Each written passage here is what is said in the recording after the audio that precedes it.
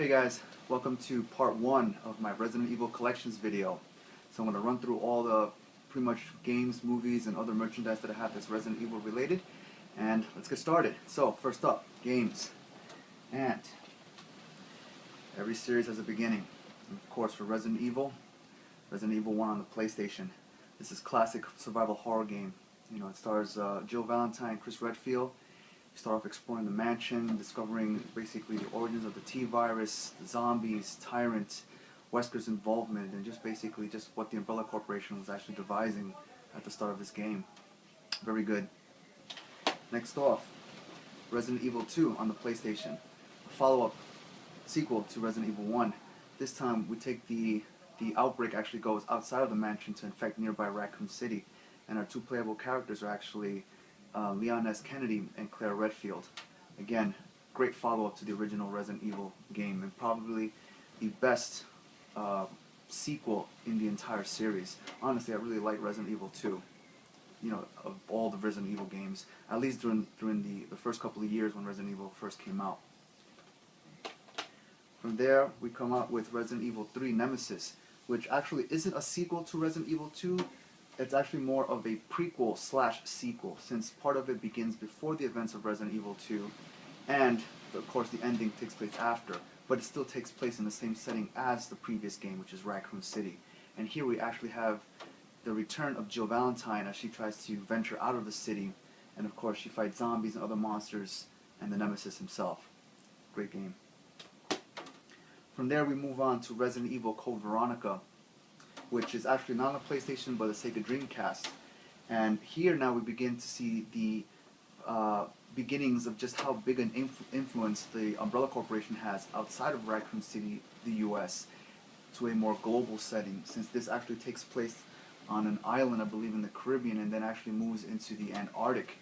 So, and this game actually stars Claire and Chris Redfield as the two siblings trying to venture through these particular locations, figuring out what Umbrella's scheme is, their greater scheme, until coming to the ending where you basically see just how deep of a influence the Umbrella Corporation has here. So, Resident Evil Code Veronica. From there, we actually move on to Capcom, remaking the first original Resident Evil on the GameCube. And it's pretty much the same setting, the mansion, same characters, Chris Redfield, Jill Valentine. But the one thing that I have to say about this game is the graphics are greatly improved. And of course, it does come, that's the way it would be, since, the PlayStation, again, the power that the PlayStation was able to handle, of course, going to do so much with graphics, but still provide a very, enjoyable gaming experience. But then when you play the remake version of Resident Evil 1 on the GameCube, you're like really fully immersed into the atmosphere, the surroundings, because it looks a lot scarier. Character modeling is, of course, a lot better for this game too. So actually, I would say that this is a very good remake of the original Resident Evil game. From there, we move on to Resident Evil 0, also on the GameCube, which is actually the first time that Capcom decided to provide or make a real prequel to the entire Resident Evil series. It stars Rebecca Chambers and Billy Cohen. Now, I still have to say that while this was a pretty much enjoyable Resident Evil game, I kind of felt that story-wise it wasn't really a necessary game that Capcom needed to make. But again, it's Capcom and I don't make decisions for Capcom, right? So, Resident Evil 0. From there, Capcom actually released Resident Evil 4 on the PlayStation 2.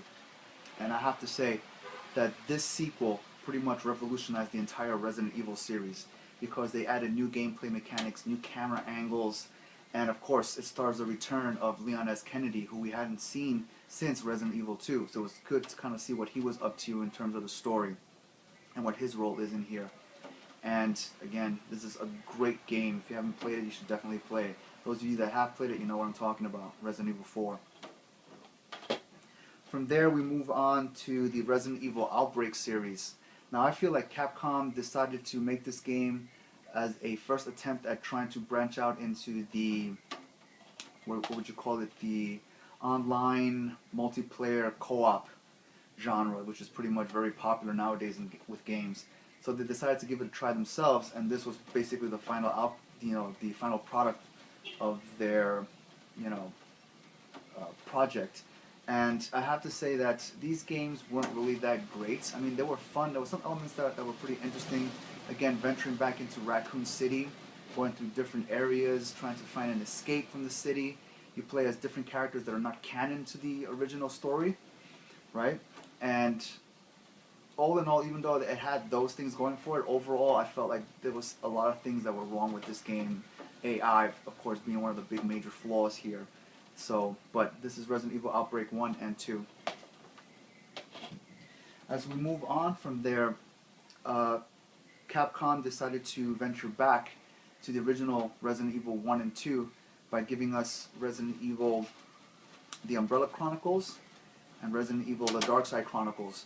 Now these games are actually a lot of fun for the fact that they're different in the sense that these are known as rail shooters, which means that basically you have no control in terms of your character's movements because they're already pre-programmed to go from point A to point B. You can only maybe just slightly change directions, but your primary purpose or objective in this game is to basically survive by killing as many enemies on screen as possible. So it's kind of a first-person rail shooter, but regardless of that, actually, it's really a lot of fun. And for me, that the most fun that I had with the Resident Evil games was always venturing back into the mansion of Resident Evil 1 or walking through the streets of Raccoon City, which were of Part 2. So just because these games gave me that opportunity, you know, I had to get them. And, you know, they're always a lot of fun. I always like going back to relive some of those old scenarios that we encountered in the first original Resident Evil games. So these are for the Wii.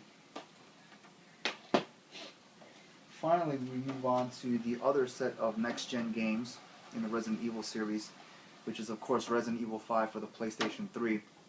Now, again, this game actually continues to further expand the story behind what the Umbrella Corporation has been doing on a global scale now in terms of, you know, viral weaponry and bioterrorism. And I have to say, for the most part, the story is pretty interesting, you know, with the whole Ouroboros virus. But in terms of gameplay mechanics and improvements, there really wasn't much here as compared to Resident Evil 4. The other thing that I have to say is that it's very heavy on cinematics, which on the one hand is pretty cool because you get to see just how far game cutscenes have come since the original PlayStation game, and it really does a really good job at doing that. But again, not much in terms of gameplay, no new mechanics or anything like that, but story-wise at least keeps it kind of interesting. And for me with Resident Evil, it's always just finding out what the next step is in the story. Like, where is it going? How is it possibly going to come to an end? And here the game stars Chris Redfield and Sheva Alomar are your two playable characters here. So this is a pretty cool game, although again the AI kind of ends up being, you know, one of the worst aspects of the game. You know, as for those of you that play Resident Evil 5, you know what I'm talking about in terms of the AI. From there, we move on to Capcom's second attempt at the multiplayer online co-op, which is Resident Evil Operation Raccoon City. And I believe that the way Capcom and especially Slant 6 approached this game was actually more successful in that particular genre compared to their Outbreak series. So basically you can choose one out of 6 new characters which are part of an Umbrella Special Forces team, and your character, whoever you select, is part of a 4-man group that plays in here exploring the underground laboratories beneath Raccoon City in Part 2, and of course venturing through the streets, killing zombies and monsters and more of our more memorable monster characters that you encounter from the previous game. So this is actually a lot of fun, despite the fact that I don't play the online aspect of it, just play by myself, but still it was a lot of fun. Last but not least, of course, is Resident Evil 6. Now I have to say that what they've done with this game is truly amazing so far. The graphics, of course, are still, you know, very good. The cinematics are also really good here as well. Not as heavy as Resident Evil 5, but, you know, it's pretty much really well balanced in terms of cinematics and gameplay, so that's pretty cool and appreciated. And the new elements to gameplay, such as dodging, running, sliding on the floor, or being able to shoot from the floor even as you walk, is actually pretty cool. So, and the interesting aspect of this game is the fact that from the commercials it has this aspect of this end of days type of scenario, and from what I've played so far, it pretty much looked like it's boiling down to that. So I'm really excited to actually complete the whole thing and just see what the outcome of this game is in the future of other Resident Evil games. So that's Resident Evil 6. A lot of fun, really cool. And it stars Leon S. Kennedy, Chris Redfield, and Jake. I don't remember if he has a last name. He probably does, but I just can't think of it right now. So those are the three playable characters that you have, and you actually play each one in three separate campaigns, which kind of give you a different perspective, of what's happening as they're going to their main objective, which is ultimately to meet towards the end, to have a big final, battle against whoever the main boss is of this game. So it's pretty cool. I'm still, I think I almost finished with one of the campaigns, so I have the other two, and possibly there's either a fourth and fifth campaign that will be unlocked once I do that. So I'm looking forward just to see what the whole overall story is behind this game in terms of providing closure for a possible ending to the Resident Evil saga, which would be sad because there'd probably be no more Resident Evil games. But knowing Capcom, they'll probably find a way to keep expanding on these games and give us more, which for me is always going to be great. So, Resident Evil 6. So that's pretty much all the video games that I have related to Resident Evil. I know that there's several others that were released, but I never actually bought those because they kind of felt like side stories that weren't part of the canon of the original Resident Evil games that all of these have. So it's a lot, and I have to say that it's been a lot of fun going through the journey from Resident Evil 1 all the way up to 6. It's close to almost 15 years that I've been playing Resident Evil, and this is pretty much, a big part of those 15 years that I've been playing this game. So, I've enjoyed the story, the ride, and I'm looking forward to more journeys and rides if Capcom continues to release more games. So I'm looking forward to that. I'm sure you guys are too, especially if you're diehard Resident Evil fans just as me. Alright, so that's it for part 1. Stay tuned for part 2 of my Resident Evil collection series, which will probably either be the books or the movies, or maybe some other stuff that I have in there. So check that out, and I'll see you soon. Peace! Hey guys, welcome back to part 2 of my Resident Evil collection video. So, I guess we're going to be covering the novels related to Resident Evil that I own. So I'm not sure how many of you actually know this, but there was actually a novel series that was written related to the Resident Evil games. The name of the author is S.D. Perry. And I don't really know much about this author except that she's written some novels based on the Alien movie franchise, and some others based on some other TV shows. And when she wrote these novels, this was her first time venturing into writing novelizations based on video games. So for the most part, they're pretty decent novelizations of some of the video games. And she's also written 2 original novels based on the series. One that's okay, and the other that's kind of not really so good. But again, for the most part, at least the novels that are based on the actual games, they're pretty enjoyable. They're nicely written. They're not, the best novels that were ever written, but they're pretty good. And as you can probably see, based on the spines, you can probably tell which ones I've read the most. So here we go. So first up, we have Resident Evil: The Umbrella Conspiracy, based on the first Resident Evil game, which is pretty good. It's fine. Pretty much chronicles everything in the written format, so that's pretty cool. Next, we have Resident Evil: Caliban Cove. Alright. Yeah, I think I kind of remember this one. Yeah. Okay. Next, we have Resident Evil: City of the Dead, which is based on Resident Evil 2. Another, again, great novelization. It's a little thicker than the other ones because, again, Resident Evil 2 is actually a really long game broken up into 2 discs to basically document each of the 2 playable characters' experiences throughout Raccoon City, so that was pretty good. Next we have S.D. Perry's second original novel on the Resident Evil series called Underworld, and this one was a little better compared to that other one. yeah, so this is okay. It wasn't the greatest thing. It's an original novel, and it was decent, you know. Next we have Resident Evil Nemesis, based on Resident Evil 3. And again, like the other ones based on the games, this is fairly decent. You know, again, it's a little worn too. I've read through this book countless of times, so again, fairly decent. Next we have Resident Evil Code Veronica, based on the game of the same title. Again, you know, it was decent. You know, she gave a good attempt at novelizing that game. Unfortunately, I kind of feel like this book was rather dry compared to all the other ones. And you know, by the same respect, the game was actually a little dry too. But you know, it had its moments, and you know, S.D. Perry tried her best to, again, capture those moments from the game in her novelization of it. So it was okay. It was decent. Lastly, is a novelization not done by S.D. Perry, but done by an author named Keith R.D. Candido, who actually wrote the novelization for Resident Evil Apocalypse, which is the second Resident Evil movie. And it was pretty cool. I mean, for those of you that seen Resident Evil Apocalypse, you know what it's about. So this novel pretty much follows the same story, except that it has, you know, an interesting addition, which takes the perspective of the Nemesis, which I thought was pretty cool. So it's a fairly decent read, pretty cool, nice. Yep. So that pretty much is my Resident Evil novelization collection right there. Pretty much all the Resident Evil games up to Code Veronica.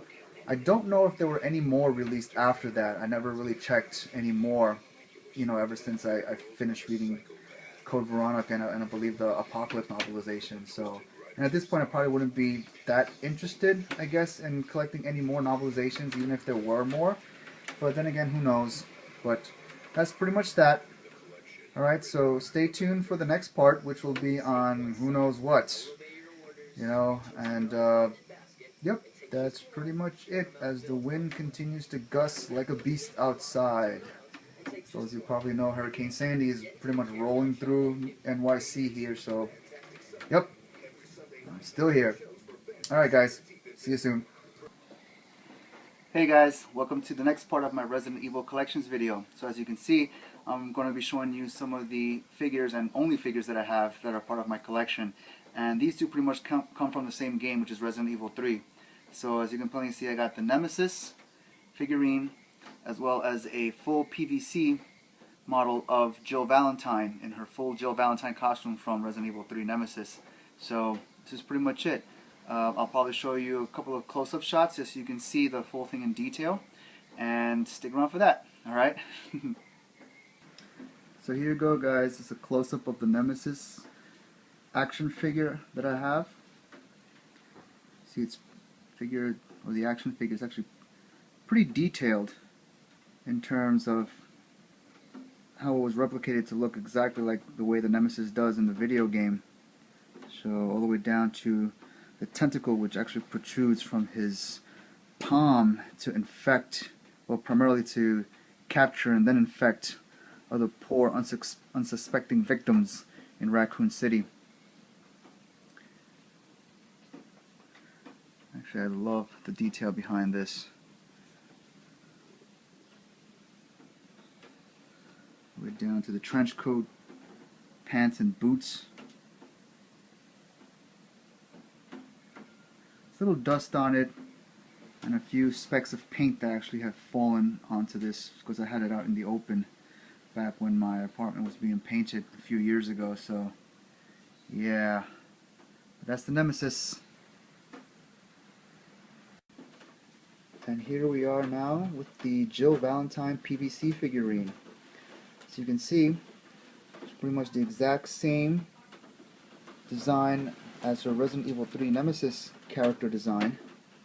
So everything is there, down to her blue tube top, shirt, her black mini skirt and brown boots, a gun in her hand, and even that little white sweater tied around her waist, as well as her, I believe that's a gun holster or munitions holster that she has wrapped around her. So I'm just actually show you the back part here.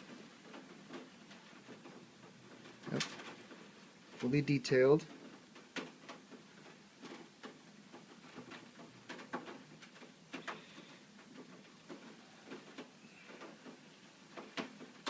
I rarely take this out of the box, so I'm trying to keep it in as mint condition as possible.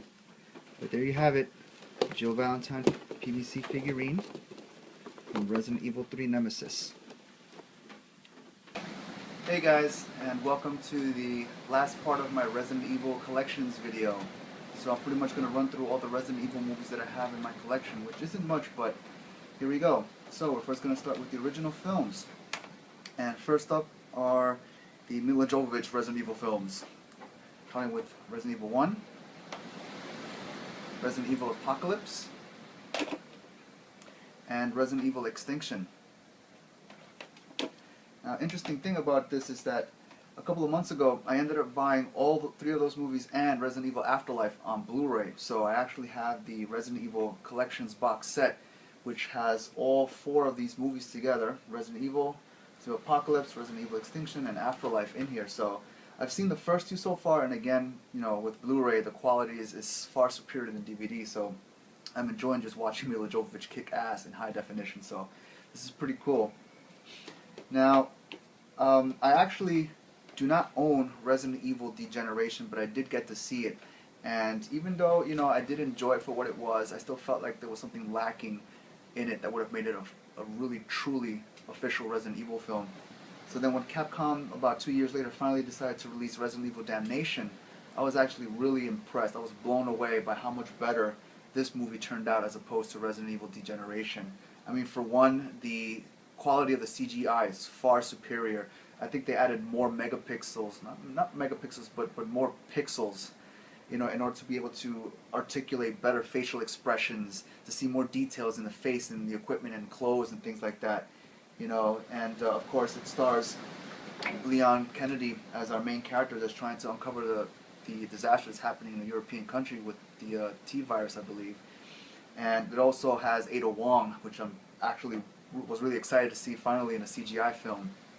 But overall, this movie is far better than the first one. I really enjoyed it. I actually think this is better than, you know, all the live-action Resident Evil movies that came out, you know, which says a lot, you know. But, you know, this is pretty cool. And that pretty much is my entire movie collection, guys, which pretty much brings us to an end of my Resident Evil collections video. So I hope you enjoyed watching as I shared with you everything that I own, Resident Evil-wise, games, books, movies, figurines. So until the next time, whatever that may be, I have no idea, but you know, once I do it, you guys will be the first ones to also see it, and I hope you enjoy it too. So take care, guys. Later. Zombies, Tyrant, Wesker's involvement, and just basically just what the Umbrella Corporation was actually devising at the start of this game. Very good. Next off, Resident Evil 2 on the PlayStation. A follow-up sequel to Resident Evil 1. This time we take the outbreak actually goes outside of the mansion to infect nearby Raccoon City. And our two playable characters are actually Leon S. Kennedy and Claire Redfield. Again, great follow-up to the original Resident Evil game, and probably the previous game, which is Raccoon City. And here we actually have the return of Jill Valentine as she tries to venture out of the city, and of course she fights zombies and other monsters and the Nemesis himself. Great game. From there we move on to Resident Evil Code Veronica, which is actually not on the PlayStation but the Sega Dreamcast. And here now we begin to see the beginnings of just how big an influence the Umbrella Corporation has outside of Raccoon City, the US, to a more global setting, since this actually takes place on an island, I believe, in the Caribbean, and then actually moves into the Antarctic. So, and this game actually stars Claire and Chris Redfield as the two siblings trying to venture through these particular locations, figuring out what Umbrella's scheme is, their greater scheme, until coming to the ending where you basically see just how deep of a influence the Umbrella Corporation has here. So, Resident Evil Code Veronica. Hey guys, welcome to part 1 of my Resident Evil Collections video. So I'm going to run through all the pretty much games, movies, and other merchandise that I have that's Resident Evil related. And let's get started. So first up, games. And every series has a beginning. And of course for Resident Evil 1 on the PlayStation. This is classic survival horror game. You know, it stars Jill Valentine, Chris Redfield. You start off exploring the mansion, discovering basically the origins of the T-virus, the best sequel in the entire series. Honestly, I really like Resident Evil 2, you know, of all the Resident Evil games, at least during the first couple of years when Resident Evil first came out. From there, we come out with Resident Evil 3 Nemesis, which actually isn't a sequel to Resident Evil 2. It's actually more of a prequel / sequel, since part of it begins before the events of Resident Evil 2, and of course the ending takes place after, but it still takes place in the same setting as the prequel.